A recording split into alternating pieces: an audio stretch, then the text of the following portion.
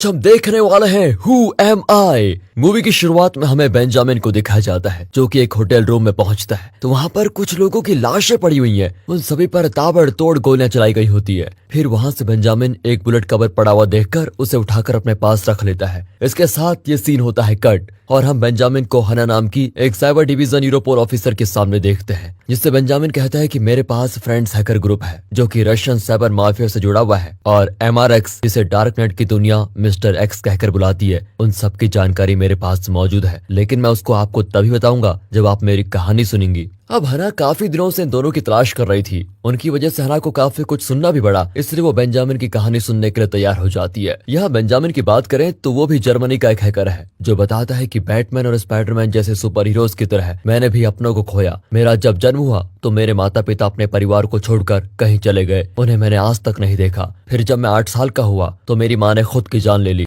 हे movie के चाहने वालों, हम आपके लिए लेकर आए हैं एक धमाका ऑफर। नेटफ्लिक्स और अमेजोन पर भारी भरकम छूट आपके सामने अभी प्लान लिखे हुए हैं। अगर आपको हमारे प्लान चाहिए तो दिए गए व्हाट्सएप नंबर पर कांटेक्ट करें। नेटफ्लिक्स और अमेजोन जैसे किसी भी प्लेटफॉर्म के लिए संपर्क करें। उसके बाद से मुझे मेरी दादी ने पाला। फिर जैसे जैसे मैं बड़ा हुआ मेरी दिलचस्पी कंप्यूटर सिस्टम और प्रोग्राम्स में हो गई, इसलिए मैंने छोटी उम्र में ही प्रोग्रामिंग सीखना शुरू कर दिया। फिर जब मैं 14 साल का हुआ तब मुझे इंटरनेट की काली दुनिया यानी कि डार्क नेट के बारे में सब कुछ पता चला। जिस वक्त लोग इंटरनेट पर अपना समय बर्बाद कर रहे थे, उस दौरान मैं इंटरनेट की कभी ना खत्म होने वाली गहराई में गोते लगा रहा था। दोस्तों, हम भी इंटरनेट का इस्तेमाल करते हैं, उसे सरफेस वेब कहते हैं। और बात करें डार्क नेट की तो उसे सिर्फ ब्राउजर की मदद से इस्तेमाल किया जा सकता है, वो भी एक यूनिक VPN से। पर इसमें किसी वेबसाइट में पहुंचने के लिए आपके पास एक यूनिक लिंक होना जरूरी है। फिलहाल कहानी में वापस आए तो बेंजामिन बताता है वैसे तो दुनिया में कई हैकर्स हैं, लेकिन MRX उन सब का बाप है। वो कौन है, कहां से ऑपरेट करता है, किसी को कुछ नहीं पता और वही मेरा रोल मॉडल है। आगे बेंजामिन कहता है कि MRX के 3 नियम है। पहला, दुनिया में कोई भी सिस्टम सेफ नहीं है। दूसरा, हमेशा कुछ बड़ा करने की कोशिश करनी चाहिए और साइबर स्पेस की इस दुनिया में मस्ती करना बेहद जरूरी है। इन बातों को फॉलो किए बिना कोई भी हैकर नहीं बन सकता। अब क्योंकि बेंजामिन के पास उतने पैसे नहीं होते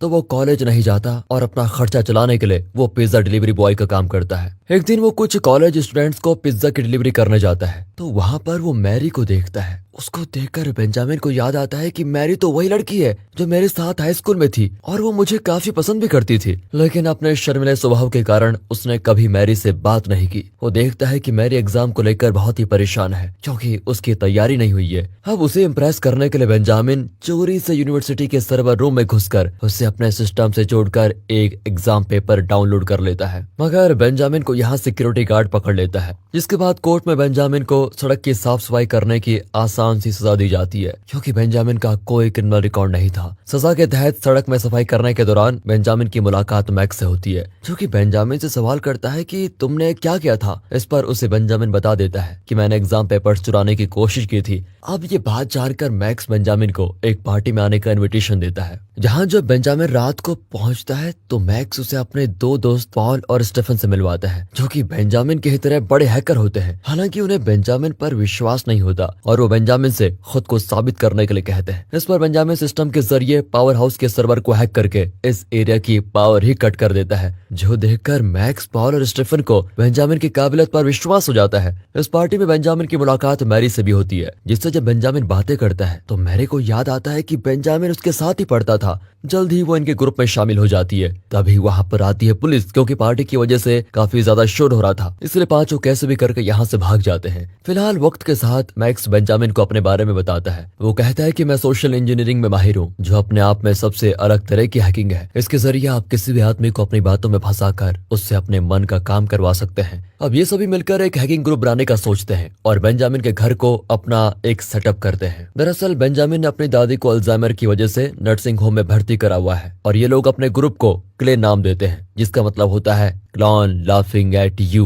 अब एक जगह हिटलर को लेकर प्रेजेंटेशन होने वाली होती है तो वहाँ ये लोग पास में ही एक वैन में बैठकर उस जगह के सिस्टम को हैक कर लेते हैं और प्रेजेंटेशन की जगह हिटलर की फनी क्लिप चलने लग जाती है। इससे सभी लोग भड़क उठते हैं और जल्दी वहाँ के गार्ड्स को इन पर शक हो जाता है। अब उन्हें अपनी तरफ आते हुए देखकर ये लोग वैन लेकर वहां से भाग खड़े होते हैं। अब इनका मेन मकसद होता है MRX की नजरों में आना, जिसके लिए ये लोग इस तरह हैकिंग करके कई सारे प्रैंक करते हैं और इससे इनका हर जगह काफी नाम भी हो जाता है। लेकिन जब MRX से डार्क नेट पर इस किले के बारे में पूछा जाता है तो वो कहता है कि मैं उन्हें नहीं जानता, जिस बारे में जानकर मैक्स को काफी बुरा लगता है और वो अब कुछ और बड़ा करके खुद को साबित करना चाहता है। यह बेंजामिन उससे कहता है कि क्यों ना अब हम जर्मन सेंट्रल इंटेलिजेंस की मेन बिल्डिंग यानी कि BRD के सर्वर को हैक कर ले, जो कि सच में बहुत बड़ी बात होती है। इसलिए उसके सभी साथियों को यह आइडिया बेहतरीन लगता है। सबसे पहले ये लोग उस जगह जाते हैं जहां BRD अपना सारा कचरा फेंका करती है। इस कचरे से उन्हें वहां पर कुछ काम करने वाले लोगों का डाटा मिलता है, जैसे ईमेल्स ID वगैरह, और यहाँ जिस तरह इन्होंने यह हासिल किया है इसे डंपस्टर डाइविंग कहते हैं। फिर उस डाटा की मदद से बेंजामिन फिशिंग अटैक के जरिए BRD के मेन सिस्टम को एक्सेस कर लेता है, जिसके जरिए वो सारी बिल्डिंग के प्रिंटर्स को हैक कर लेता है, जो कि बस एक ही तरह का प्रिंट बाहर फेंक रहे होते हैं, जिसमें किले के लोगों के साथ लिखा हुआ है Clay is here, no system is safe, जो कि अपने आप में एक बहुत बड़ी बात होती है। इसी खुशी में ये लोग पार्टी भी करते हैं, जहाँ बेंजामिन देखता है कि मैक्स मैरी को किस कर रहा है, जो देखकर उसका मूड ऑफ हो जाता है और वो वहां से निकलता है। अब ये देखकर उसके दोस्त और मैरी उसे मनाने भी आते हैं, लेकिन वो किसी की नहीं सुनता। साथ ही हम यहाँ पर जान पाते हैं कि बेंजामिन ने BRD के सर्वर से उनकी सीक्रेट फाइल्स भी चुरा ली थी, जिसके बारे में उसके दोस्तों को कुछ भी नहीं पता होता। इन्हें वो MRX को भेज देता है ताकि MRX इम्प्रेस होकर बेंजामिन को अपनी टीम में शामिल कर ले। अगली सुबह मैक्स, पॉल, स्टेफन और मैरी फिर से बेंजामिन को मनाने आते हैं, जहाँ मैरी को लेकर मैक्स और बेंजामिन के बीच लड़ाई भी हो जाती है। इसी दौरान टीवी में चल रही न्यूज में वो लोग देखते हैं कि पिछली रात जो उन्होंने BRD के सर्वर को हैक किया था, उसने कुछ सीक्रेट फाइल्स भी चोरी हुई है, जिसमें काफी खुफिया जानकारी थी। अब क्योंकि वो फाइल्स तो बेंजामिन ने MRX को भेज दी है, तो MRX को उससे ये पता चलता है कि फ्रेंड्स ग्रुप्स में यूरोपोल का एजेंट शामिल है, जिसका नाम क्रिप्टन है, और वो यूरोपोल को फ्रेंड्स की इन्फॉर्मेशन लीक करता है। इसलिए उन्होंने क्रिप्टन को मार दिया, जिससे MRX ने किले को फंसा दिया, और यही कारण था कि अब यूरोपोल चारों तरफ इनकी खोज कर रहा है। और इससे साफ हो जाता है कि MRX भी फ्रेंड्स ग्रुप से जुड़ा हुआ है, जो कि एक तरह का टेररिस्ट हैकिंग ग्रुप है।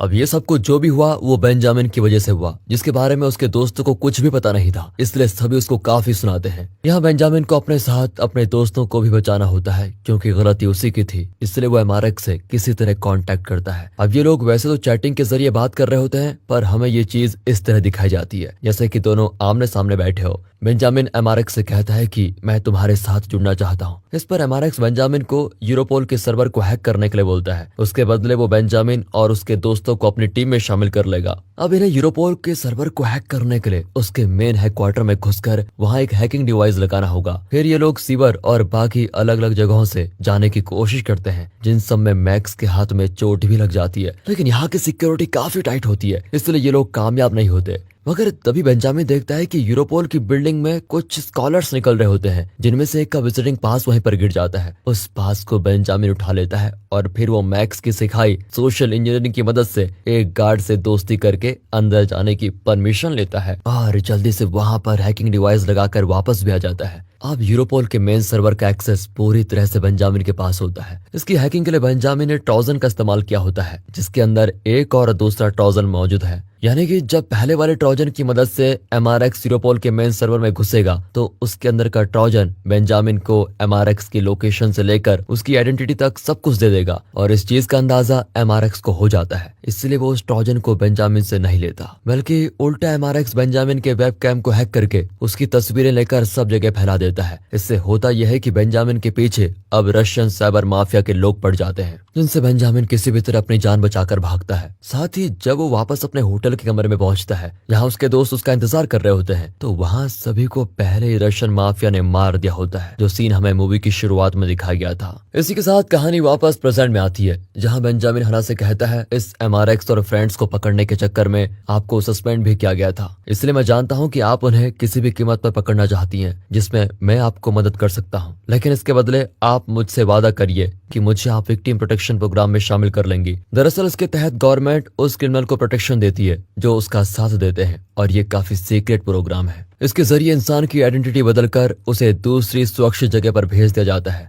अब हना बेंजामिन की ऑफर को एक्सेप्ट कर लेती है और बेंजामिन एमआरएक्स का पता लगाने के लिए डार्क नेट की दुनिया में खुद एमआरएक्स बनकर जाता है और सभी से एक तरह से बता देता है कि एमआरएक्स असल में रशियन साइबर माफिया के लिए काम करता है और वो फ्रेंड्स का मेंबर है। इस बात के रिवील होने से एमआरएक्स के अभिमान को बहुत चोट लगती है, इसलिए वो बिल्कुल बौखला जाता है और अनसेफ तरीके से वो सिक्योरिटी को तोड़कर बेंजामिन के सामने पहुंचता है। असल में ये सब कुछ डार्क नेट के अंदर हो रहा होता है। यहाँ बेंजामिन ने एमआरएक्स से गलती करवा दी होती है, जिस कारण एमआरएक्स की पूरी इंफॉर्मेशन उसके पास आ जाती है और इस कारण ये रिवील होता है कि एमआरएक्स असल में 19 साल का एक अमेरिकन लड़का है जिसे एफबीआई न्यूयॉर्क से अरेस्ट कर लेती है। यह होने के बाद हना काफी खुश होती है और वो बेंजामिन से कहती है तुम अगले 2 घंटों में एक नई जगह पर नई पहचान के साथ होंगे। पर जब वो कहीं जाने के लिए अपनी गाड़ी में बैठती है तो उसे याद आता है कि मैंने बेंजामिन के हाथों में एक चोट का निशान देखा था जो बिल्कुल उसी चोट की तरह था जैसा कि बेंजामिन ने बताया था कि उसके दोस्त मैक्स के हाथ में लगी थी और ये बात तब की थी जब वो यूरोपोल की बिल्डिंग में घुसने की कोशिश कर रहा था। ये याद आते ही सबसे पहले हना मैरी के पास जाती है और उसे बेंजामिन की फोटो दिखाकर पूछती है कि क्या तुम इसे जानती हो। अब पहले तो मैरी उसे पहचानती नहीं, लेकिन बाद में कहती है कि हाँ ये मेरे साथ हाई स्कूल में था, पर हमारी ज्यादा बात नहीं होती थी। इसके बाद हना बेंजामिन के बारे में और छानबीन करने के लिए उसकी माँ के डॉक्टर से मिलने पहुंचती है, जिससे हना को पता चलता है कि बेंजामिन की माँ को मल्टीपल पर्सनालिटी डिसऑर्डर था। उसके अंदर 4 तरह के पर्सनालिटी थी, इसकी वजह से उन्होंने अपनी जान ले ली। अब हना डॉक्टर से सवाल करती है कि क्या ये मेंटल कंडीशन उसके बेटे को भी हो सकती है क्या। डॉक्टर जवाब देते हैं कि हाँ कुछ केसेस में ये पॉसिबल है। यहाँ हना को सब कुछ समझ में आ जाता है, पर फिर भी वो श्योर नहीं होती, इसलिए बेंजामिन के घर जाती है जहाँ उसको पता चलता है कि असल में बेंजामिन के दादी के पिताजी वर्ल्ड वॉर पर गए थे जिसमें उनकी मौत हो गई और उस जगह उसकी दादी को कुछ बुलेट कवर्स भी मिले जिन बुलेट कवर्स को उन्होंने संभाल कर रखा था और इन्हीं बुलेट कवर्स को बेंजामिन ने हना को दिखाया था। मतलब कि मैक्स, पॉल और स्टेफन असल में एग्जिस्ट ही नहीं करते, बल्कि ये बेंजामिन की पर्सनैलिटीज थी जो उसने खुद इमेजिन की थी और किले भी उसने खुद बनाया होता है। यहाँ तक कि उसने शुरुआत से अब तक सब कुछ खुद किया था। ये जानने के बाद हना उस सच्चाई को बेंजामिन के सामने रिवील करती है। वो कहती है कि हमें होटल से कोई लाश नहीं मिली और तुम्हारी माँ की तरह तुम्हारी मल्टीपल पर्सनालिटी डिसऑर्डर है, यानी कि तुम मेंटली फिट नहीं हो और रूल्स के हिसाब से ऐसे किसी भी इंसान को इस प्रोटेक्शन प्रोग्राम में शामिल नहीं किया जाता है। यहाँ बेंजामिन हना के सामने गिड़गिड़ाने लगता है, जो देखकर हना सोचती है कि इसने एमआरएक्स को पकड़वाकर मेरी मदद भी की। इसलिए वो बेंजामिन से कहती है तुम 5 मिनट सर्वर रूम में जाकर अपनी पहचान बदल सकते हो। असल में ये विक्टिम प्रोटेक्शन प्रोग्राम एक तरह का ऐसा कंप्यूटर प्रोग्राम है जिसमें जर्मनी के हर एक इंसान का डाटा मौजूद है, जिसका एक्सेस हना ने बेंजामिन को दे दिया है। बेंजामिन वादे के मुताबिक अपनी आईडी चेंज कर देता है और हना उसे लेकर एक जगह छोड़ देती है जहां से वो चुपचाप चला जाता है। हालांकि हना को अब भी कुछ खटक रहा होता है, जिसके बाद अगले सीन में हमें बेंजामिन को दिखाया जाता है जो कि मैरी, पॉल, मैक्स और स्टेफन के साथ एक शिप पर मौजूद है। असल में बेंजामिन ने प्रोटेक्शन प्रोग्राम में अपनी आइडेंटिटी चेंज नहीं की, बल्कि उसने अपनी और अपनी दोस्तों की आइडेंटिटी को पूरी तरह से मिटा दिया होता है। इसका ये मतलब है कि